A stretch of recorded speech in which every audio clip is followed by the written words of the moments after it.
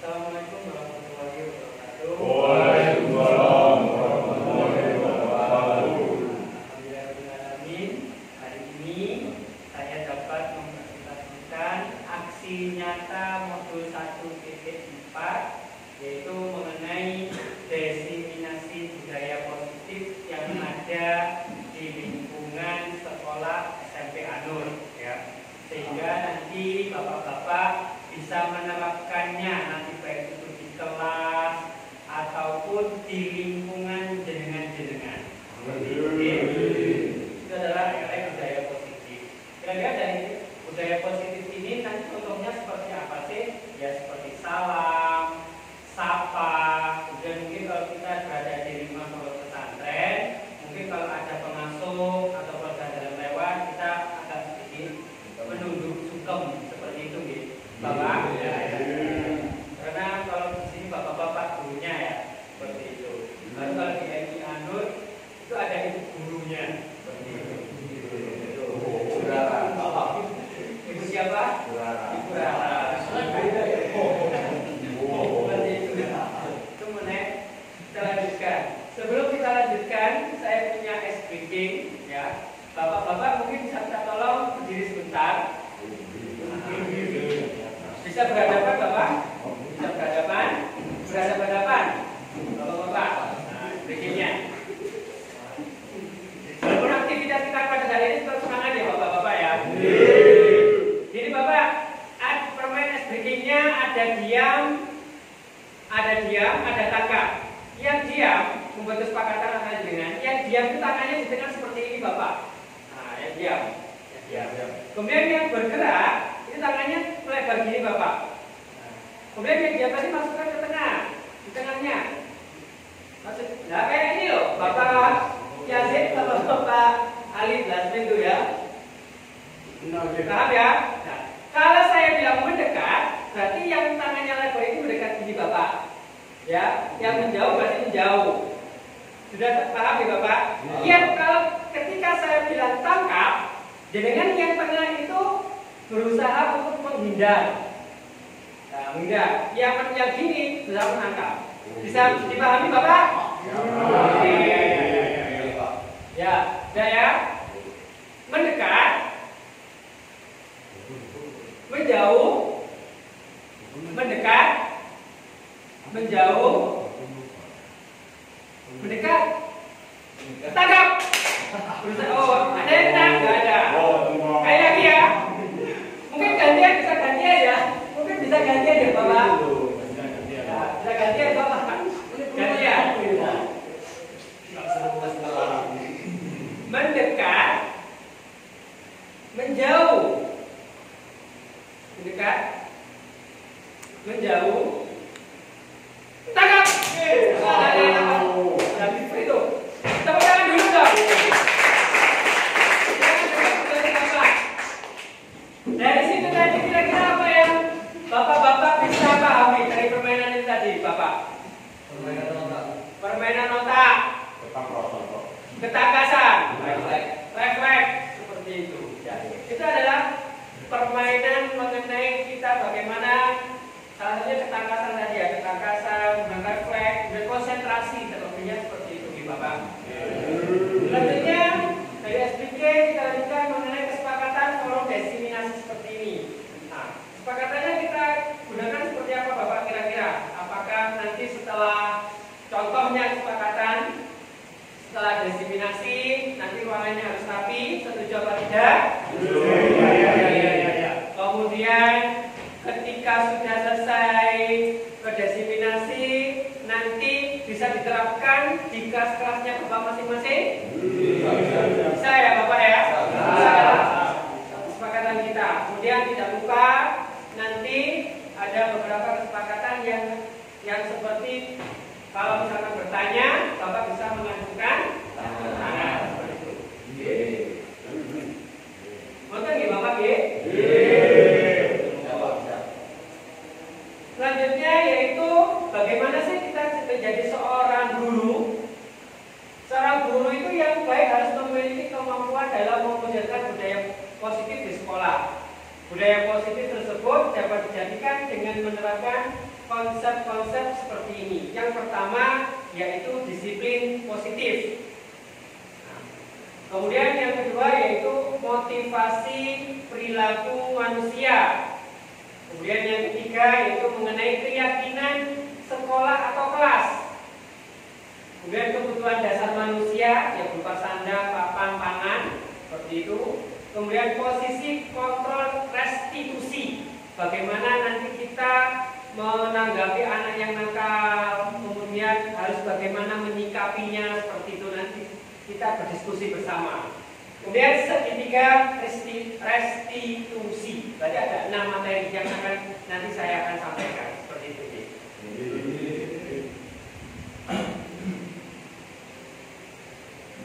Yang pertama yaitu mengenai disiplin positif. Gambaran sampean kalau mengenai disiplin positif itu seperti apa? Disiplin melakukan hal positif. Disiplin taat peraturan seperti itu adalah ya istiqomah, subhanallah, istiqomah. Istiqomah udah yang masih jomblo nanti bapak-bapaknya mendapatkan istri yang soleh.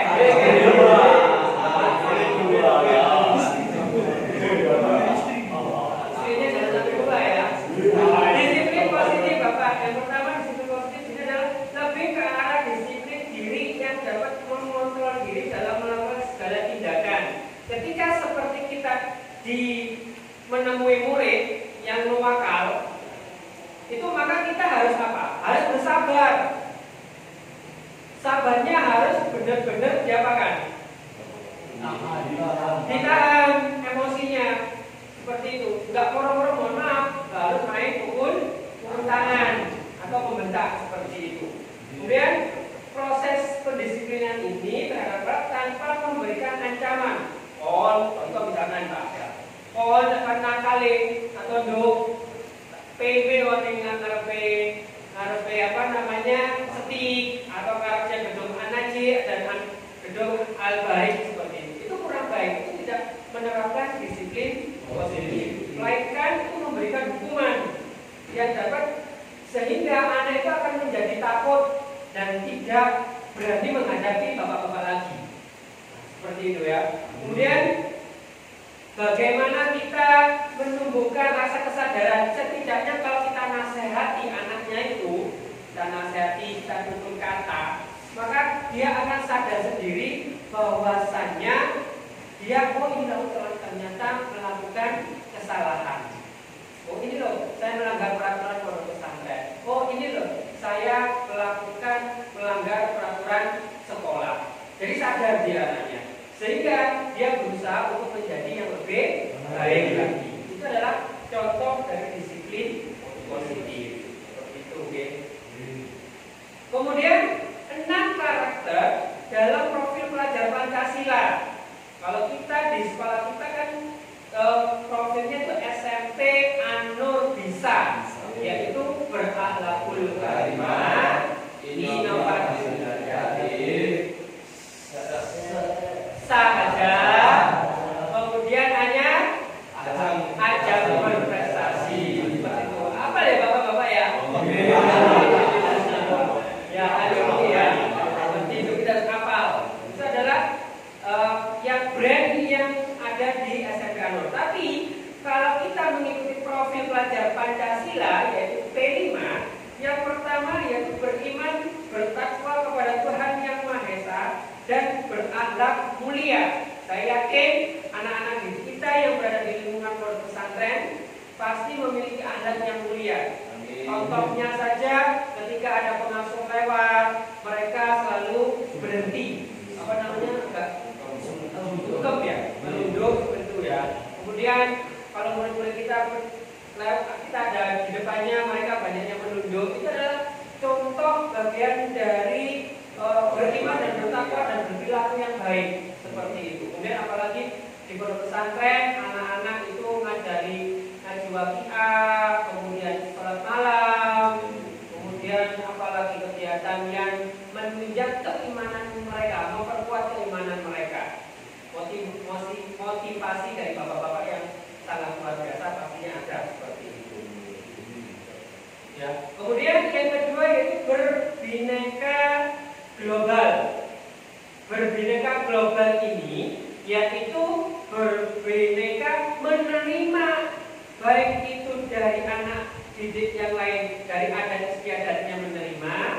Kemudian dari bahasanya, ada yang anak didik kita dari misalkan dari Jawa Barat, ada yang dari Jawa Timur, bahasanya kan berbeda. Ono sing dari Madura, dari Ambon, NTT, kemudian Kalimantan, pasti berbeda-beda. Contohnya lagi kalau kita dari segi bahasanya pun berbeda, dari segi tingkah laku pun berbeda. Mungkin kalau tingkah laku misalkan bahasa di anak Surabaya misalkan dengan bahasa kasar, tapi kalau bahasa Malangan dia kan mungkin masih sama ya. Dalam arti yang sama itu ini buat bahasa. Tapi kalau nanti ke bahasa lebih ke Sunda, ke Jawanya, bahasanya akan lebih halus lagi. Apalagi kalau bahasa Madura, logatnya akan semakin kasar ya kan? Rek Madura ya. Nanti juga ada. Kalau bahasa Malangan itu kan apa namanya? Bolak-balik gitu ya. Ngalah bolak-balik. Itu adalah menerima keanekaragaman global. Seperti itu. Jadi saling menghormati, saling menghargai itu adalah bagian dari berkebinekaan global. Seperti itu. Kemudian bergotong royong. Alhamdulillah kalau di sekolah kita anak-anak didik kita sudah dididik oleh ustadz dan oleh kelas-kelas seperti jenengan-jenengan yang hebat-hebat ini, mereka belajar bergotong royong. Contoh bergotong royongnya pun adalah ketika melakukan piket kelas, mereka menyapu bersama. Ketika ada Jumat bersih atau disebut Quran, mereka bersama-sama membersihkan lingkungan yang ada di sekolahnya, baik itu lingkungan sekolah maupun di lingkungan pondok pesantren, terlebih di lingkungan kamar, sehingga kamar itu bersih, kemudian nyaman untuk ditempati secara bersama-sama. Seperti itu adalah contoh bergotong royong. Kita sudah menerapkan seperti itu. Kemudian kreatif. Anak-anak tadi di pondok pesantren dikatakan kreatif ini ada yang namanya ekstrakurikuler, ada pagar nusa, kemudian pramuka, ada marching band, kemudian apa lagi Bapak? Paskibra ya. Itu adalah mereka itu diajak berkreatif. Seperti marching band membentuk pola-pola ketika display, itu mereka diajak berkreatif, mengasah otak ya. Secara otak ibaratnya kinestetiknya, selain otak juga gerak badan. Mereka saling namanya saling bekerja, berkesinambungan. Nah, seperti itu. Kemudian bernalar kritis. Bernalar kritis ini anak didik kita diajak untuk menyampaikan pendapatnya. Oh, kalau displaynya ke kanan, Pak, ini nanti bertabrakan, misalkan disampaikan ke bagian apa namanya pembina. Itu adalah contoh daripada bernalar kritis. Pasti di sini ada rasa takut ya untuk menyampaikannya ya. Banyak anak-anak masih harus ikut aja gitu ya. Tapi sesungguhnya harus disampaikan, disampaikan kepada pembinanya. Oh, ini ternyata seperti ini. Kalau nanti yang gerakan yang A belok kanan, yang B belok kiri, bisa tabrakan atau sulit untuk melangkah atau saling bertemu. Seperti itu adalah contoh anak-anak dididik untuk bernalar kritis. Kemudian anak-anak kita diajak untuk presentasi di depan, memberanikan diri. Memberanikan diri itu adalah contoh daripada bernalar kritis. Kalau di pondok itu kayak apa kita itu namanya Bapak? Bahasa Masail itu adalah bagian dari proses pelajaran Pancasila sesungguhnya. Bernalar kritis. Kemudian yang terakhir otomatis anak didik kita di lingkungan pondok pesantren itu mandiri, cuci baju sendiri, kemudian menyiapkan makanan sendiri, kan seperti itu. Itu adalah diajari daripada mandiri.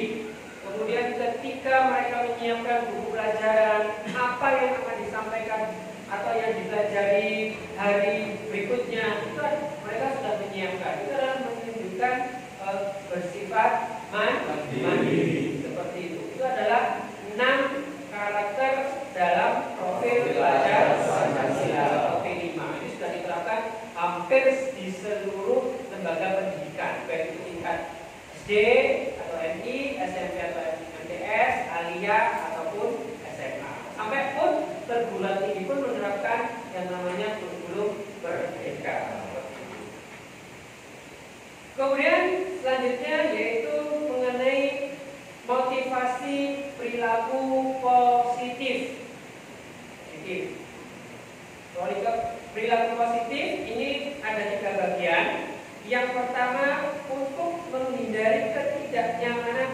hukuman. Kemudian aku ingin ketorokan izin biar gak dihukum. Itu adalah bagian perilaku, menunjukkan perilaku yang positif, menghindari. Aslinya kalau misalkan lo aja atau bersih kelas ya sudah bagian dari tanggung jawabnya. Tapi saking kepingin dipuji, entah itu oleh wali kelasnya atau guru lain, maka dia bisa diibaratkan melakukan perilaku yang negatif. Tapi ibaratnya di sini mengatakan menghindari, ya, menghindari ketidaknyamanan atau hukuman, atau dipaksa misalkan bersih-bersih, itu adalah menghindari ketidaknyamanan. Aku kok sok jika kelasku ini kotor. Kemudian mendapatkan imbalan atau penghargaan dari orang lain. Oh, aku dididik biar dapat pujian dari guru atau dapat nilai baik mengerjakan tugas seluruhnya pengerjaannya. Kemudian yang ketiga yaitu menjadi orang yang mereka inginkan dan menghargai diri sendiri dengan nilai-nilai yang mereka percaya. Berarti dia menghargai dirinya sendiri. Oh, ini loh, saya bertanggung jawab, saya menghormati orang lain. Itu adalah nilai yang ada pada diri sendiri. Jadi nggak enak-enak, oh bersih-bersih gara-gara orang lain, tapi karena dia punya prinsip untuk yang namanya menghargai dirinya sendiri. Oh, saya baju harus rapi, harus wangi. Atau ketika anak didik kita sholat dengan menggunakan parfum wangi, itu adalah menghargai diri sendiri dan menghargai orang yang di lingkungannya, di sekitarnya, khususnya terlebih kepada Tuhan yang Maha Esa. Jadi tidak pakai kaos atau pakai apa seperti itu. Itu adalah contoh daripada menghargai diri sendiri. Seperti itu. Kemudian yang ketiga yaitu mengenai keyakinan sekolah atau kelas. Yaitu keyakinan kelas ini adalah seperangkat nilai dan prinsip yang disepakati bersama oleh guru dan siswa untuk memandu perilaku dan interaksi di dalam kelas. Bagaimana guru bisa memandu anak yang misalkan rame itu menjadi tidak rame, tidak gaduh. Kemudian ketika melakukan diskusi mereka tidak bertengkar, tapi bisa memecahkan masalah. Itu adalah contoh untuk keyakinan kelas. Kemudian menyepakati bersama, nanti kalau kamu tidak terlambat datang ke kelas, maka apa yang harus kita lakukan secara bersama? Oh, misalkan harus mengulang materi atau menyalin materi yang ketinggalan. Itu adalah suatu keyakinan sekolah atau keyakinan kelas. Itu contohnya. Kemudian ada banyak yang lainnya. Mungkin ada yang mau contoh keyakinan kelas dari bapak-bapak? Keyakinan kelas.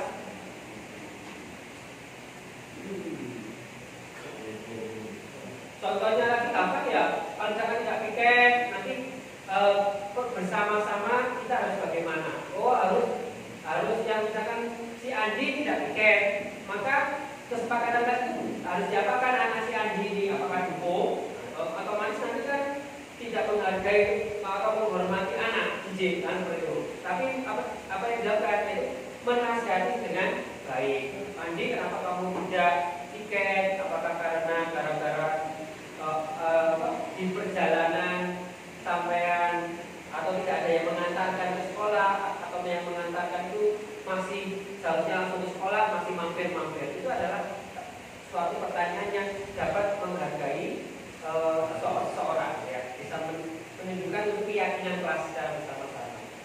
Kemudian suasana kelas yang diinginkan apa? Menjaga kebersihan kalau di sini ya, menjaga kebersihan, kemudian tidak membuli. Kan sering sekarang banyak anak-anak yang sering membuli ya. Tapi kan kadang sih dibully ya sering juga. Nah, kalau yang sama-sama sering dibully itu harus seperti apa? Pakaiannya seperti apa? Sesama temannya. Oh, nggak boleh membuli memanggil orang tuanya. Tapi sesungguhnya membuli ini juga tidak baik ya. Tidak boleh. Ya, tidak makan di kelas. Jadi kalau kita pelajaran, anak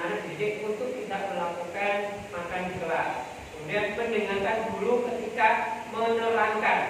Ketika menerangkan, guru harus juga didengarkan dan diperhatikan.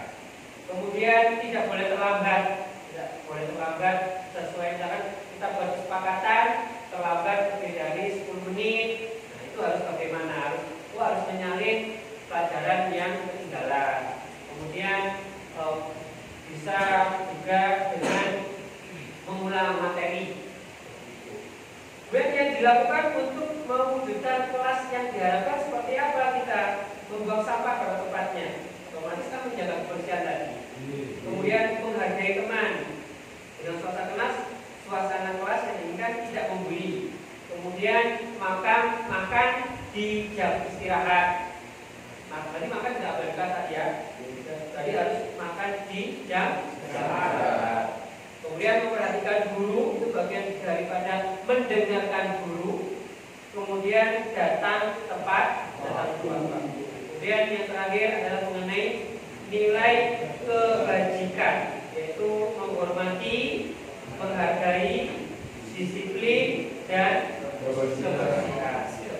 Itu adalah nilai kebajikan yang bisa kita berikan, kita contohkan, kita terapkan di dalam kelas. Nilai kebajikan yaitu menghormati, menghargai, disiplin, dan kebersihan. Itu adalah nilai-nilai yang bisa kita sampaikan ke anak didik, kita ajarkan kepada anak didik kita seperti itu. Oke, Bapak. Selanjutnya yaitu yang keempat, kebutuhan dasar manusia. Kebutuhan dasar manusia ini ada 5, Bapak-bapak. Itu juga sudah ada. Yang pertama, bertahan hidup. Bertahan hidup seperti apa, Bapak? Makan ya, makan. Otomatis makan itu bagian dari bertahan hidup. Kemudian kasih sayang dan merasa diterima. Kalau anak didik kita tidak dihormati oleh kita, wali kelas, utama-utama wali kelas seenak diri ngomong, itu merasa anak didik kita juga tidak ada memiliki rasa kasih sayang kepada wali kelasnya. Wali kelas mau minum, nggak mau bertemu wali kelas pun nggak mau. Tapi kita harus perhatian. Contoh lagi kalau kita andaikan di kepala kamar, jadi harus perhatian juga kepada anak didiknya. Kenapa kamu tiba-tiba kemurung, diam di pojokan? Itu ada bagian dari bentuk kasih sayang. Bertanya itu adalah bagian bentuk kasih sayang. Kalau misalkan ada guru yang cuek, terus anak-anak pun juga akan lama-lama tidak senang, tidak merasa dibahagiakan, sehingga timbullah mereka melakukan hal-hal yang negatif. Kemudian penguasaan, yang dimaksud penguasaan di sini yaitu mereka mampu nggak mengontrol emosi mereka sendiri. Ya. Ini bisa kita contohkan bagaimana ketika di kelas mengadakan diskusi kelompok, otomatis dari kelompok 1 nanti menanggapi kelompok 2, itu penyampaiannya dengan cara apa? Nadanya seperti apa? Apa nada tinggi? Jawabannya yang seperti ini. Nah, itu adalah bentuk penguasaan diri sendiri, mengontrol emosi. Jadi harus kontrol, Bapak. Mentang-mentang jawabanmu kurang cocok, langsung mengeluarkan kata-kata yang tidak baik. Itu adalah bagian dari penguasaan diri sendiri. Kemudian kebebasan, dibebaskan anak-anak didik kita, dibebaskan dengan cara seperti apa? Menyampaikan dengan caranya mereka sendiri. Entah itu nanti menyampaikan hasil dari kelompok itu berupa PowerPoint, kemudian infografis, kemudian berupa cerita bergambar atau berartikel. Itu adalah bagian mengajarkan kepada anak didik, yaitu tentang kebebasan. Kemudian kesenangan. Dari situlah mereka akan timbul rasa kesenangan. Jadi bahagia selama proses belajar mengajar ini tadi, atau selama proses dalam berkehidupan untuk memenuhi kebutuhan dasar manusia. Seperti itu. Oke? Jadi Bapak, masih semangat ya? Masih. Alhamdulillah. Seperti itu.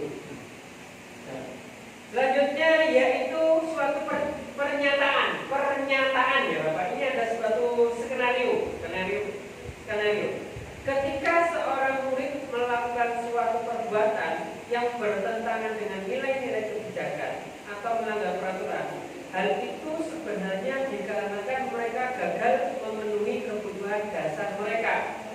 Sehingga dari sini gini, jadi kalau ada anak itu kok nakal, ya kok nakal, itu bisa saja dari 5 kebutuhan ini mereka tidak dipenuhi sama orang tuanya. Misalkan ya, mungkin di rumahnya anak itu dimarah-marahi terus, kemudian akhirnya apa, pelampiasannya bisa di sekolah ke temannya, ya.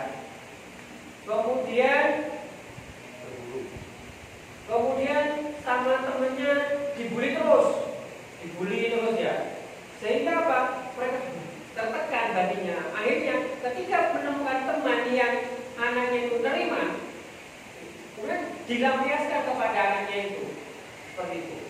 Kemudian kasih sayang. Nah, makanya kita sebagai nanti jadi wali kelas, maka harus memiliki rasa kasih sayang kepada diri kita. Ketika kita melihat anak didik kita kok diam saja, yang biasanya ceria kok murmur diam saja, kita perlu pertanyakan, ditanya kenapa sebabnya. Ya. Ada lagi lah kalau ini nanti permasalahannya keuangan ya, nah, mungkin bisa komunikasi dengan orang tuanya. Kemudian studi kasusnya, contohnya adalah di kelas 9 KT 12 yang di kelasnya Pak Eza.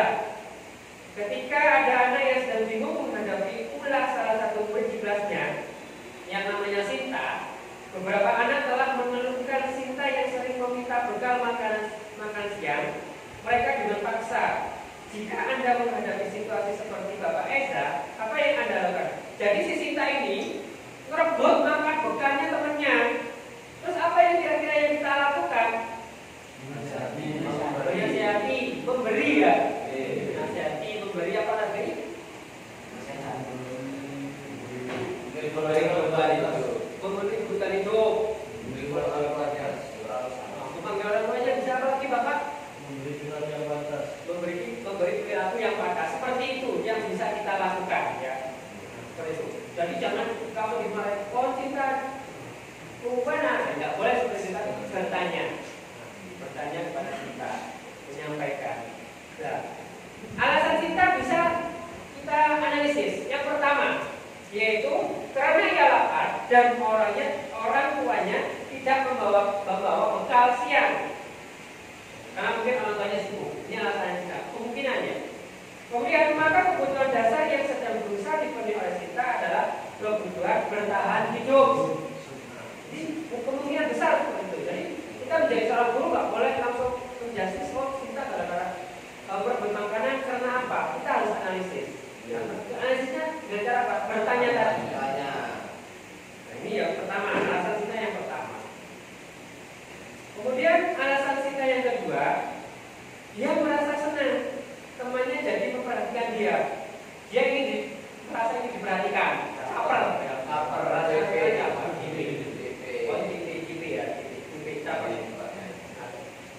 Mencari perhatian baik kepada temannya. Ketika temannya melakukan tindakannya itu tidak pada gurunya dan gurunya memberitahu orang tuanya sehingga orang tuanya jadi memperhatikan dia. Maka kebutuhan dasar yang sedang diberi Sinta adalah kebutuhan akan kasih sayang. Jadi ya Sinta itu mencari perhatian tadi, CP tadi karena kurangnya kasih sayang entah itu dari orang tuanya atau dari gurunya seperti itu. Tapi kalau guru harus memiliki batasan kasih sayang ya. Tapi kalau pada murid perempuan seperti itu harus ada batas-batasannya. Itu ya Bapak ya. Bahaya sekali.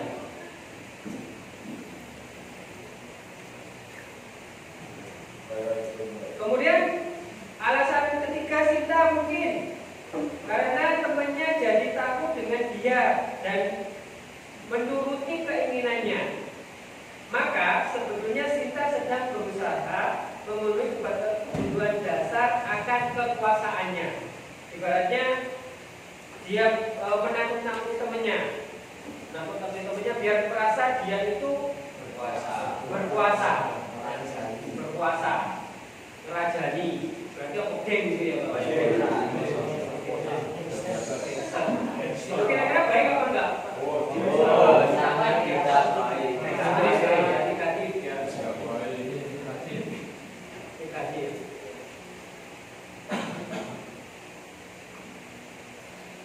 Kemudian alasan yang keempat, kemungkinan Sinta melakukan hal tersebut karena dia merasa bosan dengan bekal makan siangnya. Terus dibawakan orang tua, mungkin menunya tahu telur saja. Sehingga Sinta juga merasa bosan. Efeknya apa? Mengambil milik bekal temannya tadi. Ya, milik temannya tadi diambil akhirnya. Sehingga apa? Ya, temannya akan merasa terganggu. Seperti itu. Kemudian akhirnya karena ibunya selalu membawakan bekal yang sama, oleh karena itu dia ingin mencoba makanan temannya yang beraneka ragam. Mungkin ada yang membawa roti, nasi goreng, gado. Dia ingin mencoba KFC, sayur tempe. Itu dia merasa apa? Ingin mencoba makanan yang lainnya. Seperti itu ya Bapak. Karena akhirnya apa? Memenuhi untuk kebutuhannya tadi. Itu ya Bapak mengenai tentang perilaku. Sekarang kita akan ke yang kelima, yaitu posisi kontrol restitusi. Mungkin dari Bapak ada yang pernah mendengarkan restitusi? Belum ya. Sesungguhnya restitusi ini sering kita lakukan, entah itu kepada teman guru atau kepada anak kita sendiri di rumah atau kepada anak didik kita. Pada posisi restitusi kontrol ada 5 Bapak. Ada 5. Yang pertama itu adalah penghubung. Ini otomatis kurang baik ya kita sebagai penghubung. Kemudian guru sebagai pembuat merasa bersalah. Contohnya pembuat merasa bersalah, kamu kok melakukan seperti ini terus, dia akan terus merasa bersalah. Kemudian guru sebagai teman. Kemudian yang keempat, guru sebagai pemantau. Dan yang kelima adalah guru sebagai manajer. Saya akan jelaskan satu-satu. Ini adalah 5 posisi kontrol. Ada penghubung, ada pembuat orang yang merasa bersalah, ada teman, ada pemantau, ada manajer. Kalau penghubung seperti ini yang dilakukan, menghardik, menunjuk-nunjuk kepada murid. Sampai iki itu adalah bagian penghubung. Kemudian contoh kalimat yang lain adalah kalau kamu tidak melakukannya, awas ya, rasakan. Berarti anak itu ada tugas yang dikerjakan. Kemudian kan otomatis sebagai guru kan, kok tadi kerjakan lagi, sehingga akhirnya apa? Dengan nada kasar dia mengatakan, awas ya, apa? Biar ono PR dari kerjaan mana? Itu adalah bagian dari menghukum sesungguhnya. Kemudian yaitu yang kedua adalah membuat orang merasa bersalah. Contoh kalimatnya adalah kamu seharusnya sudah tahu ibu atau bapak telah sekali mengatakan ini sudah saya kasih tahu berulang-ulang. Kenapa kamu tidak mengerjakan PR? Kemarin juga tidak mengerjakan PR. Sekarang tidak mengerjakan PR. Itu adalah suatu contoh dari membuat orang merasa bersalah. Seperti itu. Kemudian kalau menjadi teman, contohnya lagi, ayo lakukan demi bapak atau ibu. Masa kamu tidak mau? Ingat tidak, bapak pernah bantu. Itu adalah bagian contoh kita sebagai teman. Maksudnya kamu dulu sudah tak hewangi mengerjakan soalnya sudah saya jelaskan, kamu tidak bisa untuk belajar lagi ya. Itu adalah bagian contoh, bagian dari teman. Kemudian sebagai pemantau ini mengingatkan kalau misalkan anak, kalau kita tidak mengerjakan tugas, maka apa peraturannya? Oh, harus mengerjakan ulang. Kemudian menambahkan soal lagi. Entah itu di buku paket atau di LKS seperti itu. Kemudian kalau kita sebagai manajer itu adalah mengajukan pertanyaan-pertanyaan. Contohnya seperti ini. Apa yang kita yakini? Apa yang bisa ku kerjakan untuk memperbaiki masalah ini? Jadi kalau misalkan anak tidak mengerjakan tadi, kira-kira bisa Bapak bantu untuk mengerjakan PR ini. Apakah kamu tidak paham, atau kurang jelas, atau kurang sumber buku bacaan, itu adalah bagian dari manajer. Jadi tidak menjadi penghukum, tidak menjadi pembuat orang bersalah atau teman atau pemantau, tapi sebagai manajer mengarahkan. Oh, nanti akhirnya anak itu menjadi, oh Pak, saya referensinya kurang paham, kurang banyak referensi bukunya, sehingga kita bisa membantu untuk menambahkan atau mencarikan buku tersebut. Seperti itu ya. Selanjutnya posisi kontrol restitusi. Dari 5 posisi kontrol restitusi, kita sebagai guru sebaiknya memposisikan diri kita sebagai guru, sebagai manajer ya. Ini karena baik kalau sifatnya manajer. Kemudian guru dapat berbuat sesuatu bersama murid, mempersilahkan murid bertanggung jawab dan mendukung murid agar dapat menemukan solusi. Ini kalau kita posisikan diri kita sebagai guru, sebagai manajer, sehingga anak itu merasa dihargai dan dihormati. Seperti itu. Kemudian posisi manajer juga mengacu pada restitusi dapat menjadikan murid sebagai manajer dirinya sendiri, sehingga dapat tercipta identitas positif diri murid, sehingga anak itu tidak merasa dia bersalah, tidak merasa dia, mohon maaf, misalkan tidak pintar. Jadi dia selalu percaya diri akan kemampuannya, menimbulkan identitas positif diri pada murid. Jadi dia pede. Seperti itu juga. Ini adalah segitiga restitusi Bapak. Ada yang menstabilkan identitas, ada yang validasi tindakan yang salah, kemudian ada yang menanyakan keyakinan. Menanyakan keyakinan. Yang pertama yaitu keyakinan kelas. Apa yang telah kita sepakati itu menanyakan keyakinan. Kemudian kamu ingin menjadi orang yang seperti apa? Kamu melakukan hal ini.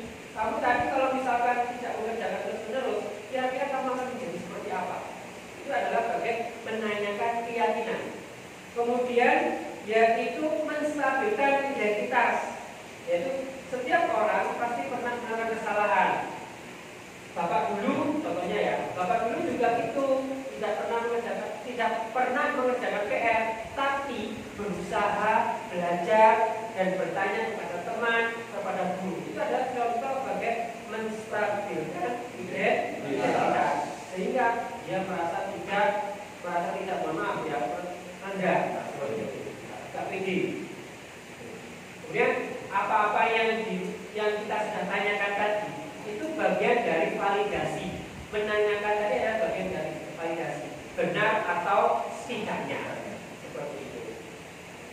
Kemudian menstabilkan identitas dilakukan berdasarkan prinsip bahwa membuat kesalahan adalah bagian dari proses pembelajaran yang nantinya akan menggeser identitas gagal ke arah identitas sukses. Seperti itu.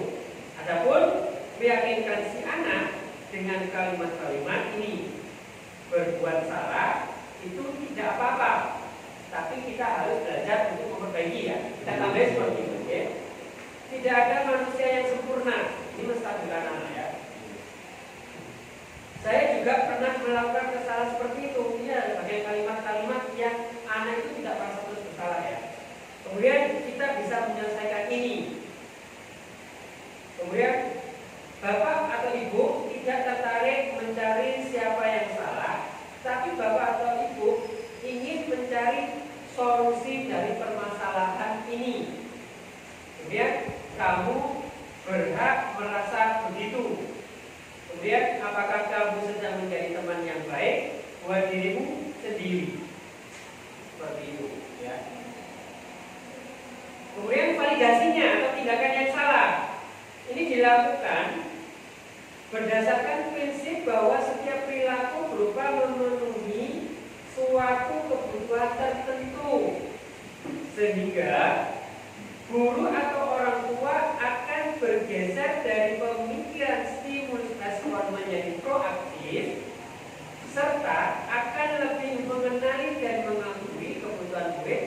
dan menanyakan pertanyaan yang bermakna dan memunculkan motivasi intrinsik sehingga mampu mengaitkan keyakinannya dengan tindakan yang salah. Nadanya, penyampaiannya, padahal kamu bisa melakukan yang lebih buruk dari ini ya. Kamu bisa punya alasan mengapa melakukan hal itu. Kamu patut berbangga atau bangga pada dirimu sendiri karena kamu telah melindungi sesuatu yang penting buatmu. Kemudian kamu boleh mempertahankan sikap itu, tapi kamu harus menambahkan sikap yang baru. Seperti itu adalah contoh validasi tindakan yang salah, ya. Dari sini mungkin ada yang Bapak bertanya, jadi kemudian menanyakan keyakinan, Pak. Menanyakan keyakinan seperti apa? Seperti apa yang setelah saya lakukan. Ini kasusnya ada di kelas juga I3 ya. Ini ketika ada anak, ini hanya skenario juga, skenario. Ketika saya masuk kelas, kemudian saya pimpin doa, anak itu bercanda. Kemudian saya tanya, menanyakan keyakinannya, memberi pertanyaan yang bermakna dan memunculkan motivasi intrinsik untuk dirinya sendiri kepada murid sehingga mampu mengaitkan keyakinan dengan tindakan yang salah. Pertanyaan-pertanyaan di bawah ini yang menghubungkan keyakinan anak dengan keyakinan kelas atau keluarga. Contohnya adalah apa yang kita percaya sebagai kelas atau keluarga. Pertanyaan yang kedua, apa nilai-nilai umum yang telah sepakati atau apa bayangan kita tentang kelas yang ideal. Dan contoh pertanyaan yang lain adalah kamu mau jadi orang yang seperti apa?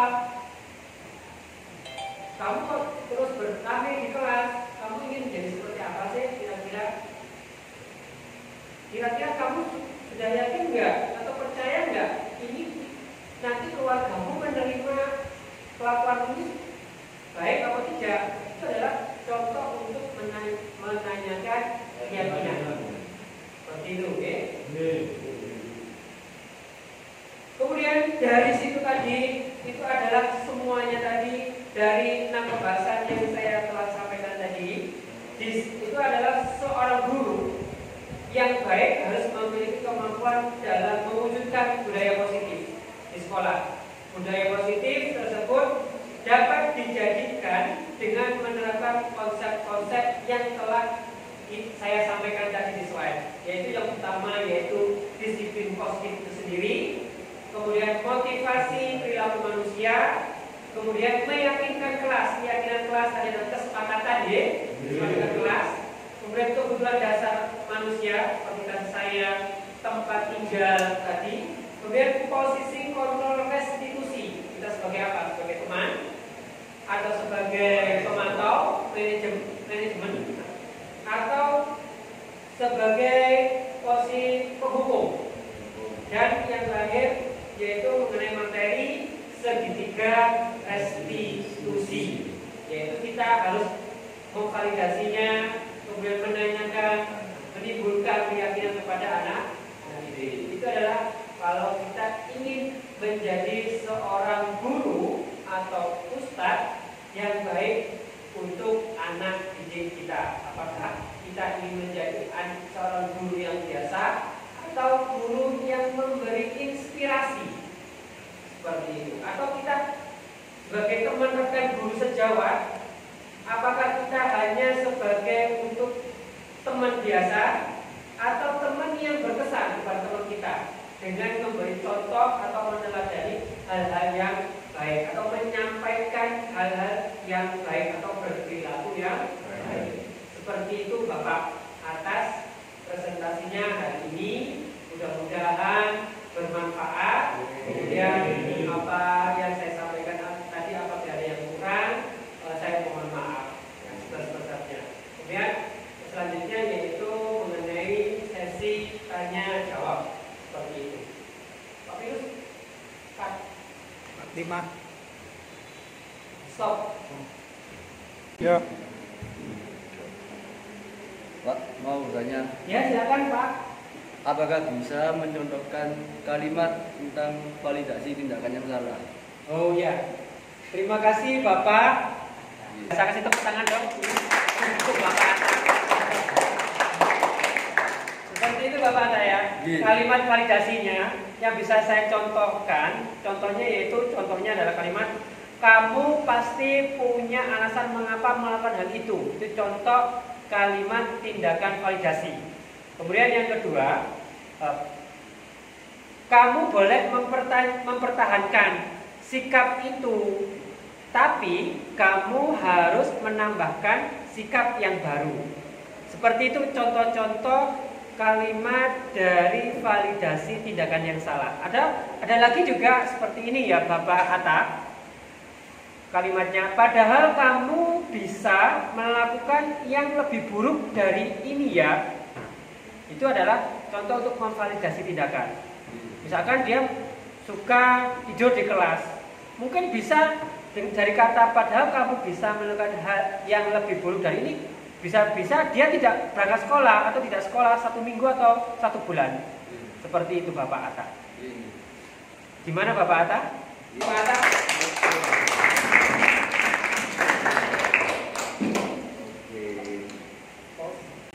Tambahan Pak, Oh iya silakan Bapak Alkan monggo. mungkin maksudnya padahal kamu bisa melakukan yang lebih buruk dari ini tuh nggak kayak gitu maksudnya. Gimana Bapak mungkin dari pandangan jenengan Bapak? Dari pandangan saya itu, misal sang anak melakukan kesalahan tidur di kelas lah, Iya. tidur di kelas, terus dia kan merasa bersalah, terus kita ngomongin, padahal kamu bisa melakukan lebih buruk dari ini.